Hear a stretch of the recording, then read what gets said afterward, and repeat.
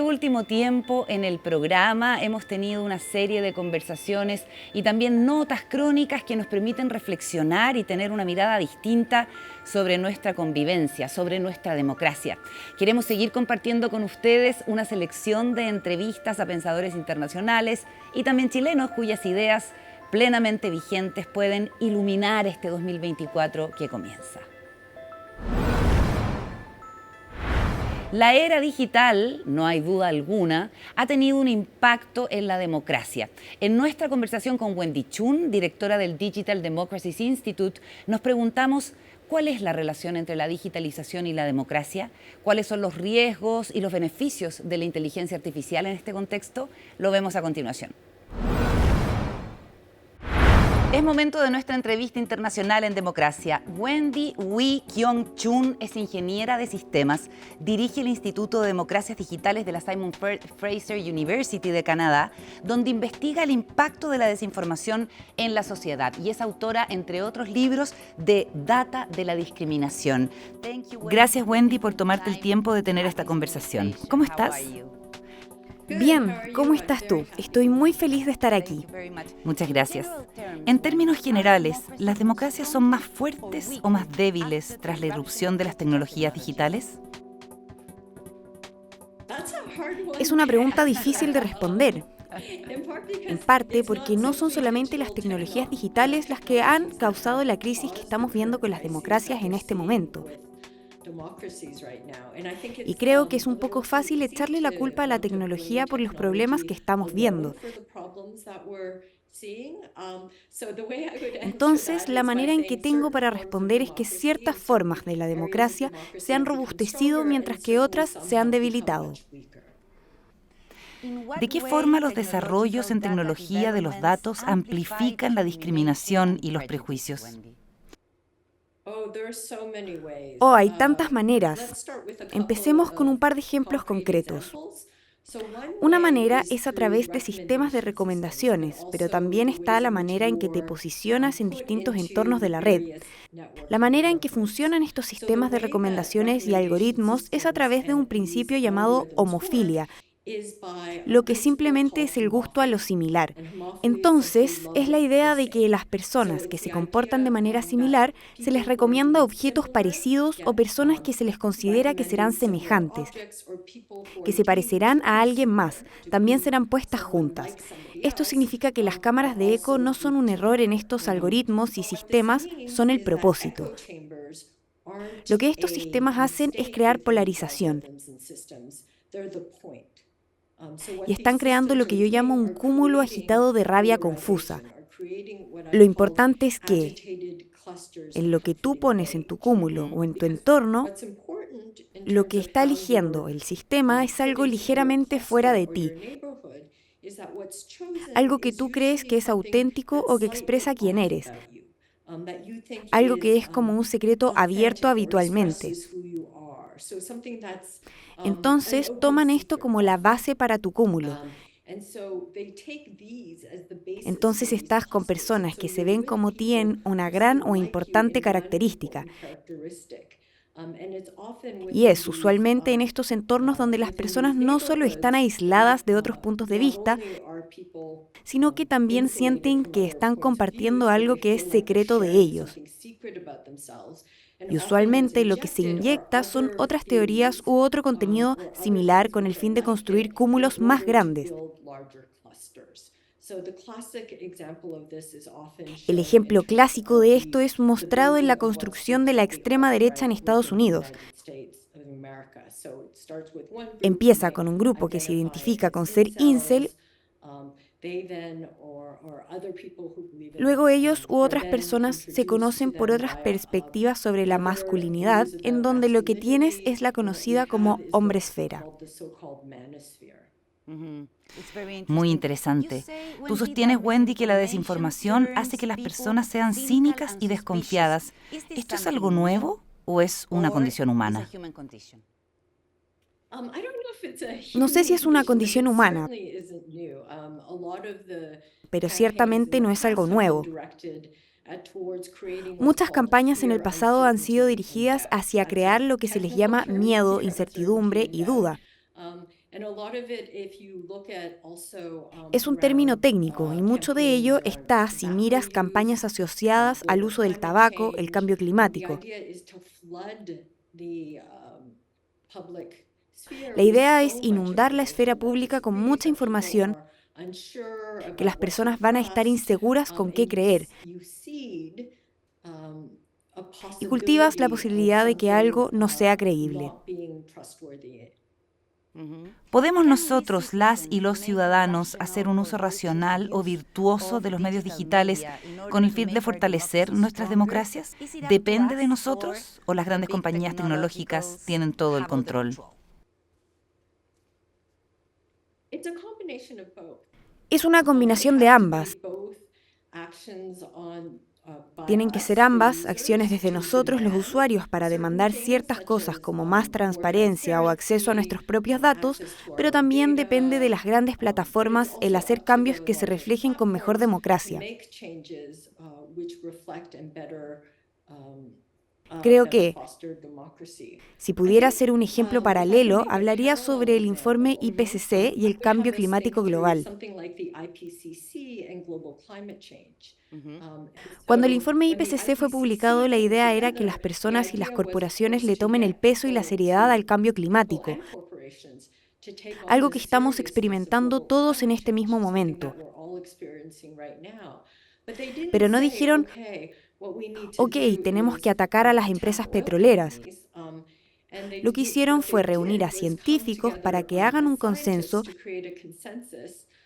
y también para que puedan trabajar con el público para informarles qué es lo que se venía y luego modelar lo que iba a pasar después con el fin de que todos trabajen colectivamente para cambiar las cosas. Creo que necesitamos algo como eso, cambios a nivel de los hábitos de los usuarios. Necesitamos cambios a niveles gubernamentales y cambios en las grandes empresas tecnológicas. ¿Qué tipo de cambios crees que los consumidores pueden tener en sus hábitos? En términos de consumidores, yo creo que hay todo tipo de pasos a seguir en sus derechos. Las personas deberían tener derecho a sus propios datos,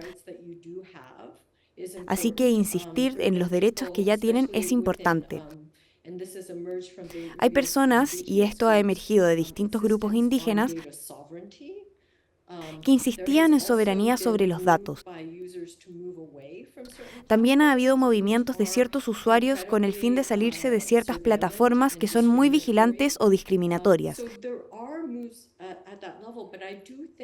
Entonces, hay movimientos que funcionan a ese nivel, pero la relevancia de que lo hagan colectivamente es que es importante juntar a los usuarios, a las empresas y a los gobiernos. Pero usualmente este tipo de trabajos no son tan directos. Si pudiera darte otro ejemplo que viene del cambio climático, es cuando surgió el reciclaje en América del Norte en los 90. Muchas personas dieron un paso atrás y dijeron, el reciclaje es inútil porque el problema grande de la contaminación no va a ser resuelto por medio del reciclaje. Pero como toda una generación se crió con el reciclaje y creyó en que sus acciones podían hacer una diferencia, hoy en día muchos jóvenes son insistentes en decir, he estado reciclando. A mí me dijeron que si yo hacía estas acciones el mundo iba a cambiar. Entonces es empoderar a las personas. Creo que debemos pensar en maneras en que las expectativas y los hábitos de los usuarios puedan ser cultivados de cierta manera en que podamos tener una visión de cambio a gran escala. Eso es genial. Wendy, en este punto, con la irrupción de la inteligencia artificial, ¿tienes algo de fe en las propiedades democráticas de las redes sociales o de las plataformas digitales? La tengo, si no la tuviera no estaría estudiando lo que he estudiado por al menos 30 años. Creo que hay muchas preguntas que la inteligencia artificial levanta. Ahora las personas están enloqueciendo por lo que es la inteligencia artificial generativa. Es IA que produce algo que es plausible, que pareciera ser único. El miedo de lo que esto significa no solo es la muerte de la creatividad humana, pero también el crecimiento de mercados de chatbots e inteligencias artificiales que van a esparcir desinformación. Esto es real y es importante que lo consideremos. Pero también está la pregunta más grande sobre qué es la inteligencia artificial, qué tan restringida es y qué tipo de futuros puede abrir y cerrar. Así que básicamente el Machine Learning está entrenado en datos antiguos. Es por esto que también muchas personas estaban dando un paso atrás ante la IA generativa por términos de copyright. Porque básicamente lo que hace es tomar todo y rehacerlo, así que rehace todo lo del pasado. Y para lo que la IA predictiva está usualmente entrenada, por ejemplo, cuando dicen que un sistema ha predecido el futuro, no es que haya predicho el futuro, sino que predijo el pasado. Porque lo que pasa es que fue alimentado por datos pasados y luego se prueba si es que puede predecir de manera precisa esta información del pasado que se ha puesto a un lado. El peligro de la IA predictiva es que mezcla el futuro con el pasado, por lo que en vez de aprender de errores del pasado, los automatizamos. Creemos que estamos aprendiendo, pero en verdad lo que estamos haciendo es apagar el futuro. Ahora la IA generativa pareciera ser algo radicalmente distinto. Hace algo sin repetir el pasado. Pero lo que hace cuando piensas en la IA generativa y por qué es tan poderosa es que produce algo plausible y a la vez diferente. Es algo que pudo existir y que, de cierta forma, se ve único. Pero está ahí siempre. Por una desviación del pasado, entonces lo que le estamos dando a la creatividad es un enorme apagón ante este angosto margen que pareciera ser plausible y único. Esto es fascinante, Wendy. La última pregunta. ¿Cómo podemos enseñarle a nuestros hijos e hijas a ser responsables por los efectos que sus interacciones en el ecosistema digital tienen hacia los demás? Creo que no son los niños de quien estoy preocupada, porque ellos tienen un gran sentido en WhatsApp o Telegram, o Instagram o TikTok. Tienen un gran sentido de lo que ven en línea, lo que hacen en línea y sus propias vidas. Han habido muchos casos de ciberbullying y el ciberbullying es más efectivo cuando son personas que conoces. Entonces creo que los niños tienen un sentido muy fuerte de la relación de lo que está en línea y lo que está en sus vidas reales. En especial los más jóvenes que se han criado en esto. Los más mayores están como, oh, esto es online, esto no es real. Quienes fueron criados en una diferente versión de lo que era el Internet y dicen cosas como, esta es una tierra de fantasías. O son corporaciones que están facilitando ciertas operaciones y dicen, esto es solo online. Creo que son ellos los que deben ser empujados un poco. Muy interesante, Wendy. Muchas gracias por esta conversación y tu generosidad. Adiós. Gracias. Adiós. Hacemos una pausa y ya seguimos con más de lo mejor de nuestros contenidos en Democracia en CNN Chile.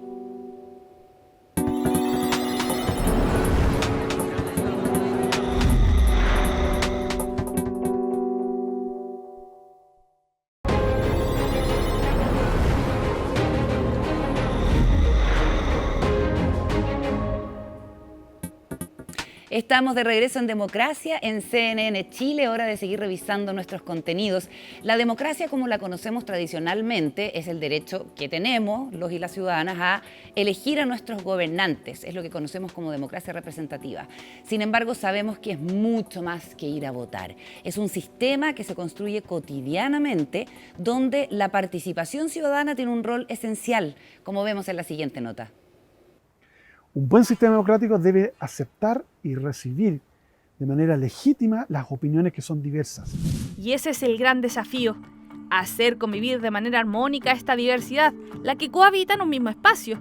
La democracia es un sistema político que se define tradicionalmente como la capacidad de los ciudadanos de elegir a sus gobernantes, aunque en su esencia es más profunda que eso. En la década de 1920, la escritora, filósofa y una de las teóricas más influyentes del siglo XX, Hannah Arendt, debido a los acontecimientos de la época, definió a la participación ciudadana como un hecho fundamental en toda esfera política y en ese espacio de relación entre las personas. El voto es una de las maneras como se expresa la democracia, pero la capacidad de poder expresar las ideas, de tener una opinión, de pensar y de poder expresarla a personas, a otras pares, a otros miembros de tu comunidad, también son formas de participación. ¿Vamos? ¿Cuál? Nosotros permanentemente tenemos actividades donde nos interesa conocer la opinión de los dirigentes y recorrer los barrios junto a los dirigentes. Caminando por las calles de La Pintana, la Dirección de Desarrollo Comunitario de la Municipalidad levanta un catastro de los problemas que afectan a los ciudadanos. Los recorridos barriales permiten a los vecinos manifestar de manera más sencilla aquello que les surge cambiar. En el caso de esta zona, ha permitido los últimos años reparar calles, remodelar plazas y cambiar luminarias. Nosotros no sacamos nada con mandar un correo o ir a hacer la solicitud. Mejor que ellos vean en terreno la necesidad de la gente. Hay muchas comunas que lo realizan también, pero es parte sustantiva de lo que nosotros queremos hacer. No hay ninguna posibilidad de poder generar políticas públicas, municipales, sino es de la mano con los dirigentes. Sumada a las caminatas, hay otro espacio de participación. Son las mesas barriales. Hoy día vamos a abordar temas de relevancia comunal. Con la presencia de cerca de 30 representantes sociales de la comuna, fuimos testigos de una nueva edición de las mesas barriales. Yo he pedido que me descopen los árboles porque la plaza donde estamos se ha vuelto un foco de delincuencia. ¿Voy a explicar lo que significa la ordenanza municipal nueva del tema de los derechos de aseo? Quería hacerte dos preguntitas. Estas reuniones sirven para esto, para que los dirigentes descarguemos y tomen nota de los problemas que tenemos en la población. Diálogos dispuestos en diferentes juntas de vecinos que se transforman en espacios de entrega de información y también de levantamiento de problemas. De esta manera, explican, se construye la base programática de la municipalidad. Ellos anotan todas las necesidades que tenemos. Todo lo que se plantea se va a un acta y esa después no hacen llegar a nosotros. Tiene un valor agregado porque se ve el terreno y se ve que todos no tenemos las mismas necesidades. Entonces también nos sirve para darnos cuenta que el de al lado a lo mejor está peor que nosotros, pero igual estamos haciendo las solicitudes. Y todo eso a nosotros nos sirve porque también lo podemos quejar con ellos. Les podemos decir, oiga, están haciendo mal la pega, ¿qué está pasando? ¿Cómo lo hacemos para solucionarlo? Porque la idea en las mesas barriales es buscarle la solución a los problemas que tenemos aquí dentro de la comuna. No tiene que ver solamente con esta democracia de participar votando. Es un tipo de participación. La participación también para nosotros tiene que ver con esto, ¿no? Con caminar juntos. La participación ciudadana también se refleja en las consultas que realizan desde los diferentes organismos gubernamentales. En la región de la Araucanía en 2021 se hizo la primera y desde ahí a la fecha se han realizado 3 ediciones. A través de una plataforma digital, los habitantes de la zona con acceso a internet han podido entregar sus opiniones sobre temas como la continuidad del estado de excepción, la construcción de una doble vía en la ruta Freire-Villarrica y la ley de reparación de víctimas de la violencia rural y terrorismo. Hoy día las democracias modernas tienen que ocupar las herramientas que estén disponibles para hacer las consultas a la gente y esto va con estas 3 consultas que yo hice, que son obviamente de temas relevantes para la región. La participación ciudadana es clave. Hoy día las instancias en las cuales la gente puede participar no son muchas. Yo creo que son absolutamente necesarias estas participaciones ciudadanas. Esa herramienta de la consulta nutre de legitimidad a la autoridad que ejerce esa consulta. El tema de la representación es siempre compleja porque obviamente como son consultas voluntarias, no son mandatadas ni obligatorias, muchas personas pueden eventualmente restarse, pero eso no le quita el valor que representa la información para quien tiene que tomar decisiones. Como ya hemos visto, la democracia como sistema tiene varias dimensiones. Por un lado electoral, que se representa con el voto, la de participación y la deliberativa. De esto último trató el proceso constituyente impulsado por el gobierno de Michelle Bachelet. Fue el primer proceso constituyente a nivel mundial que tuvo una metodología de deliberación pública para hablar sobre los contenidos constitucionales, ¿ya? Esa metodología se denominó convergencia deliberativa y tuvo un elemento que fue muy distintivo, que fueron los encuentros locales autoconvocados. Fueron grupos de entre 15 a 30 personas que se autoconvocaron y llegaron a un planteamiento final de ideas para desarrollar una posible constitución. Se pudo evidenciar la capacidad de organización, diversidad y la convergencia de ideas. Fueron 9.000 los encuentros que lograron entregar informes y 200.000 las personas que participaron de ellos. Y se crearon mecanismos institucionales para que la deliberación pudiera incidir en las decisiones políticas. Entonces creo que esa es la gran importancia, porque la ciudadanía se organizó en distintos formatos, ¿ya?, para poder incidir en los contenidos constitucionales.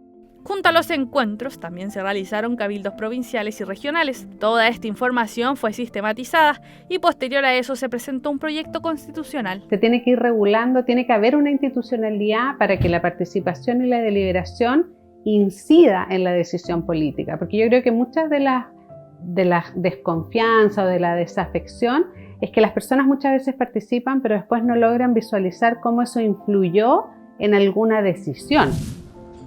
Todas acciones de participación que buscan profundizar y mantener viva la democracia. Entonces la participación está muy anclada a la idea de darle legitimidad al sistema democrático.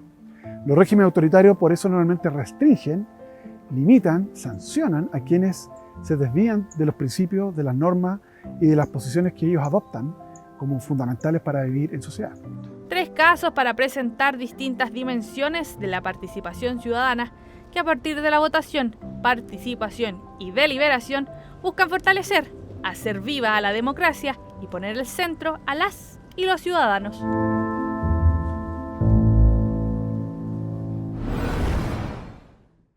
Podríamos decir que la educación es la piedra angular de la sociedad, fundamental para el desarrollo de la vida en comunidad y en democracia.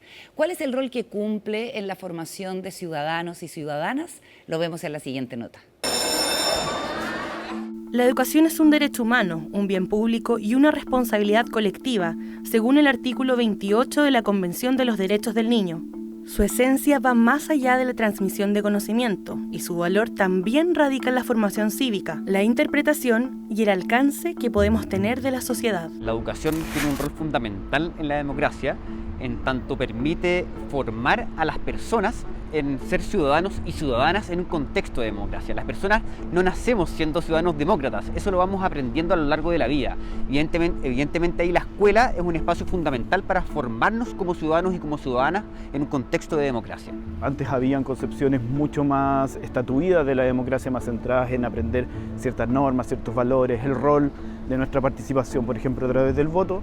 Y hoy en día es fundamental entender otros problemas de la democracia, otros temas de la democracia, como por ejemplo los problemas sociales, el problema de la cohesión social, el problema de cómo ejercer la democracia en sociedades que son cada vez más porosas, el problema de la migración, el crecimiento de la importancia de la identidad. Entonces, el punto fundamental yo creo que es que la escuela va formando ciudadanos del futuro y esas democracias del futuro tienen que ser ensayadas en espacios democráticos. ¿Qué vimos la clase pasada? Transparencia y probidad. Muy bien. Esa y otras preguntas son las que se han hecho las y los alumnos del Colegio Chauren, que participan de talleres de educación ciudadana impartidos por Aula Cívica y liderados por voluntarios universitarios quienes a través de estas instancias promueven una ciudadanía activa y responsable tanto con problemáticas locales como nacionales. Varios temas como de la salud, corrupción, a ejercer la ciudadanía. Temas sociales o socioeconómicos. Medio ambiente, probidad y transparencia son algunas de las temáticas que se abordan en los talleres, que impulsan y complementan los objetivos del Plan de Formación Ciudadana y de la Política Nacional de Convivencia Escolar, que impactan en el futuro cercano de las y los estudiantes que al cumplir los 18 años se convertirán en ciudadanos. Nos ayuda mucho a tomar decisiones informadas, porque de por sí en la sociedad hay muchas personas que toman decisiones sin saber, pues porque le dicen o porque sí. Entonces uno con esta clase de por sí nos enseña a siempre estar como activo en la sociedad, en los temas para poder tener un voto informado. Bueno, a mí en mi caso me ayuda porque quiero estudiar una carrera humanitaria y creo que a los demás también lo ayudaría a desarrollar un pensamiento más reflexivo, crítico, más abierto. a propósito de la Comisión Engel, recomienda y sugiere que vuelva la educación cívica a las escuelas, como una forma de mejorar la política, de acercar la política a los jóvenes y a la ciudadanía en general. El 2015, un 15% creía que un gobierno autoritario era posible en alguna circunstancia mejor que la democracia, y hoy día eso se redujo al menos un 5%. O sea, hay ciertas luces de esperanza que dicen que hay mayor interés, que se valora mucho más la democracia, que también se respetan las libertades, los derechos de las personas, y en cuanto a la participación y la representación. ¿Con qué se relaciona las listas de espera? En la educación. Ciudadanos espera mucho tiempo para Ya, muy bien. Es el aula, uno de los primeros lugares democráticos donde existe el espacio para estos debates. Sin libertad de expresión no hay democracia, sin la educación tampoco hay democracia, porque finalmente nosotros y la educación en general en Chile estamos creando al futuro del país. Y siento que se integren estos temas de educación cívica, la historia, tener conciencia, la información, el liderazgo, la toma de decisiones, todo eso va a aportar a que en el futuro salgan adultos y personas íntegras, completas. La educación se transforma en un componente integral que ayuda a la formación de personas capaces de desempeñarse en una ciudadanía más activa dentro de la sociedad. Es el momento en el cual nuestros estudiantes ejercen su ciudadanía desde la sala de clase. Pueden reflexionar los problemas que existen, pueden analizarlo y también pueden proponer iniciativas que nazcan desde el aula. Es muy importante, por ejemplo, saber qué es democracia. Algo tan sencillo como una definición, cuáles son las características de la democracia, por qué tenemos que participar en ella, qué tipo de votos hay mayoría simple, mayoría absoluta. Conceptos que se ponen en práctica dentro y fuera del aula, donde son los y las estudiantes, los ciudadanos del futuro, los que se ven involucrados en la toma de decisiones de los establecimientos y tienen la oportunidad de aplicar todo lo aprendido. Son ciudadanos en su propio establecimiento y bueno, y no solamente en su propio establecimiento, sino que en la vida cotidiana también. Aprenden a ser ciudadanos para el presente y también para el futuro. Entonces estamos en una sociedad que está necesitando repensar el rol de la democracia y ahí las escuelas, el sistema escolar es fundamental para crear nuevas formas de hacer democracia, pero también para construir nuevos valores sobre la importancia de la democracia. También el respeto para tener, por ejemplo, respetar a la persona que tiene una perspectiva distinta a la de nosotros. Entonces eso también nos ayuda como a tener en general más tolerancia a las personas, se podría decir. Un ejemplo más de cómo la educación permite entender que la democracia es mucho más que solo el voto. Es formación ciudadana, derechos humanos y su valoración, las que permiten no solo consolidarla, sino que también que sus integrantes se desarrollen y participen de manera plena en sociedad. Hacemos una pausa, ya seguimos con más de lo mejor de democracia en CNN Chile.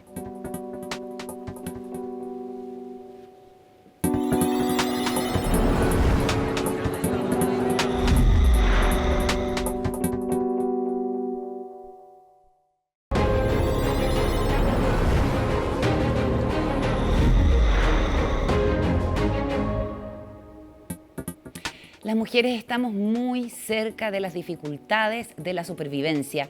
Tomamos un rol de cuidadoras y siempre estamos al pie del cañón. Esto ha hecho que seamos nosotras las capaces de entender lo que significan los desastres y las guerras para el mundo y sus efectos. Y nos hemos transformado en grandes constructoras de la paz. Todo esto nos enseñó Cilla Elworthy, fundadora de The Business Plan for Peace, y que conversamos con ella en Democracia. Revivimos esa conversación ahora. Nuestra entrevistada en esta parte del programa es activista, una constructora de paz en acción, como le gusta decir. Lleva décadas trabajando contra el conflicto violento en distintas partes del mundo. Es escritora y una líder visionaria. Cilla Elworthy conversa con nosotros acá en CNN. Hola Cilla, muchas gracias por esta conversación con CNN Chile. Hola, buenas tardes. Has estado trabajando contra la violencia toda tu vida. ¿Cuáles son las principales lecciones que puedes compartirnos? Supongo que la lección más importante es que las mujeres son las mejores defensoras de la paz en el mundo, pero están tomando oportunidades de liderar las negociaciones o incluso la resistencia al mundo que conocemos.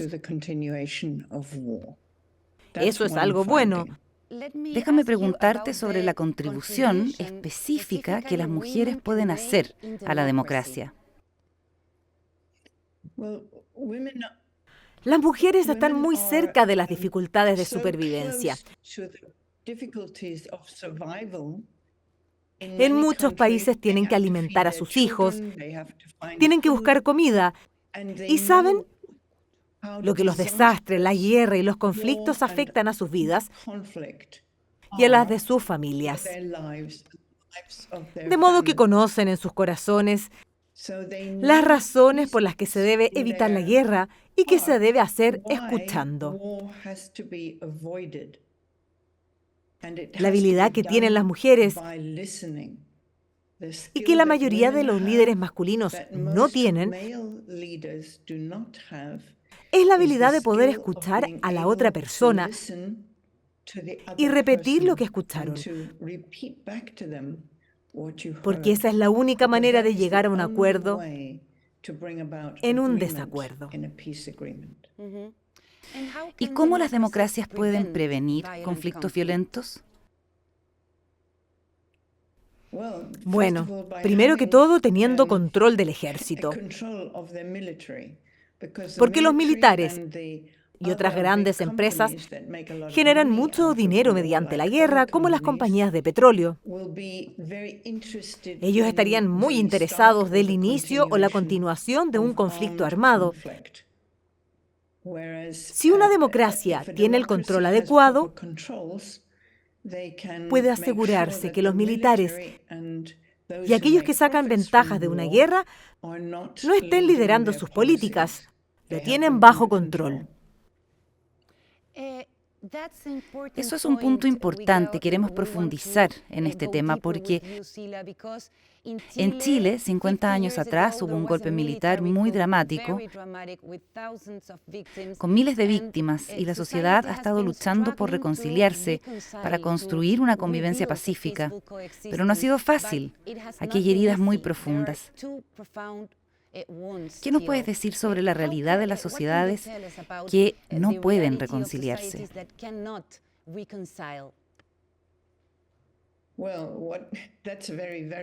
Bueno, esa es una gran pregunta. Solo tenemos 15 minutos y necesitaríamos una mayor discusión. Pero una de las cuestiones claves es que las organizaciones de paz tengan una voz fuerte en un país como Chile. Sila, ¿crees que la humanidad ha aprendido algo sobre cómo prevenir o evitar los conflictos violentos? Te pregunto esto porque hay una invasión rusa en curso con Ucrania y muchos conflictos armados en el mundo.